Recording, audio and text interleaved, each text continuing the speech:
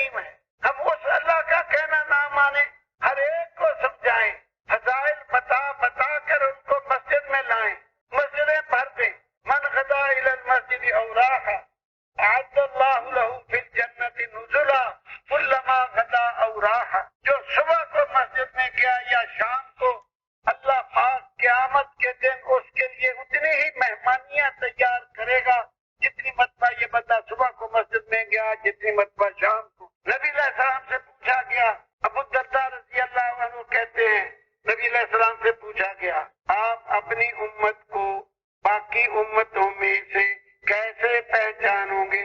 آپ نے فرمایا میرے امتی وضو کرنے کی وجہ سے قیامت کے دن روشن چہرہ، روشن ہاتھ، روشن پاؤں والے اٹھائے جائیں گے، اور کوئی امت ایسی نہیں جو گھر سے پاوضو ہو کر فرض نماز کے لیے نکلا اس کو ایسا اجر ملتا ہے جیسے احرام باندھ کے حج کو جانے والا، یہ ایسا ہوتا ہے۔ اتنا انعام، نماز جنت کی کنجی ہے۔ ہم سب لوگوں کو سمجھائیں بھائی جس کے پاس کنجی ہوتی ہے جب چاہے تالا کھولے گھر میں چلا جائے، کنجی نہیں ہے اس کے پاس تو پھر کیسے جائے گا؟ کنجی تو نماز ہے جنت، تو جنت کی کنجی لے لے، کیوں فضائل بتا بتا کر نماز کے لیے تیار کر؟ وضو کرے گا، فضائل بتائیں فضائل، اس کے لیے اصل میں تو اللہ کے راستے میں نکلنا پڑتا ہے، اس کا یقین بنانا پڑتا ہے، پھر بندہ عمل کرتا ہے۔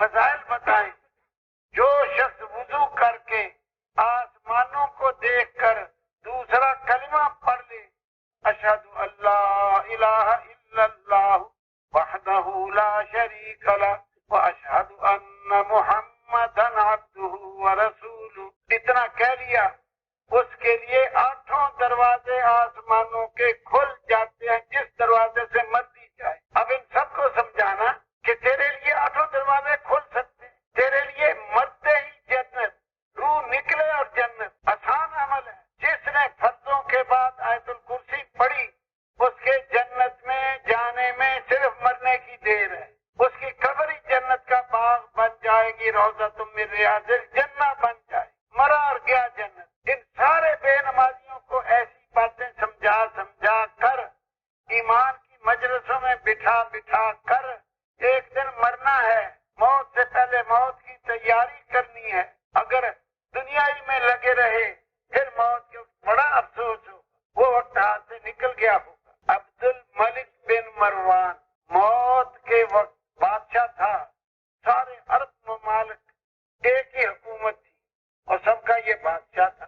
موت کے وقت رویا، لوگوں کا کہا لوگوں میں مزے کی زندگی گزارنا چاہتا تھا، حکومت بھی میں نے اس لیے لے لی کہ مزے کروں گا، لوگوں میں مزے کی زندگی نہیں گزار سکتا، لوگوں میرا انتخاب غلط نکلا، جو میں نے کہا نا حکمران بننا ہے یہ منتخب کر لیا اپنے لیے، یہ انتخاب غلط نکلا، لوگوں میں ناکام جا رہا، میرے حال سے عبرت پکڑو، یہ آخری وقت ہے۔ عبد الملک بن مروان ایک اور بادشاہ تھا، خلیفہ مستنصر باللہ، مسلمانوں کا خلیفہ، موت کا وقت آ گیا، ماں نے پوچھا بیٹے کیا حال ہے؟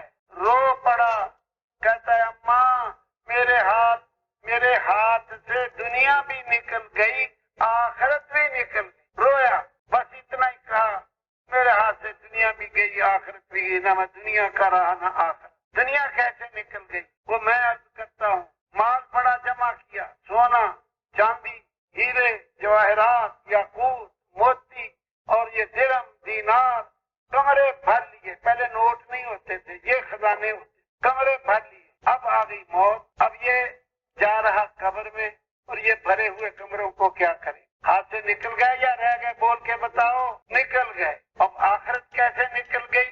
وہ بنائی نہیں، لگا تو رہا ہیرے جواہرات جمع کرنے میں، آخرت بنائی نہیں، اس لیے میں دنیا بھی میرے ہاتھ گئی، آخرت بھی گئی، اور رویا اور اسی حال میں مر گیا۔ لیکن پیارے بھائیوں، اس طرح اگر موت کے وقت ہو بھی جائے، ہوش آ جائے، اب کیا فائدہ، وقت زندگی تو نکل گئی ہاتھ۔